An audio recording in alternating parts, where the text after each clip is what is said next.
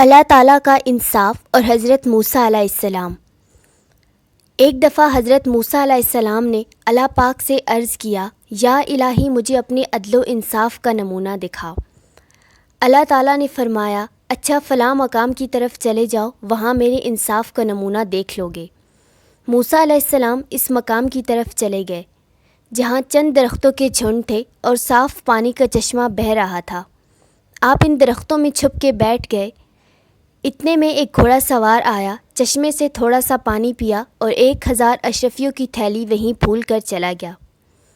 کچھ دیر کے بعد ایک کمسن لڑکا آیا اور تھیلی اٹھا کر چلتا بنا۔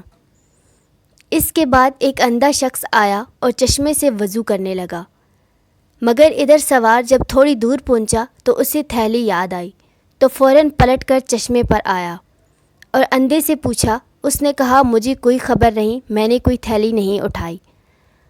اس پر سوار کو غصہ آیا اور اسے اندھے کو قتل کر دیا۔ موسیٰ علیہ السلام سب ماجرا دیکھ رہے تھے۔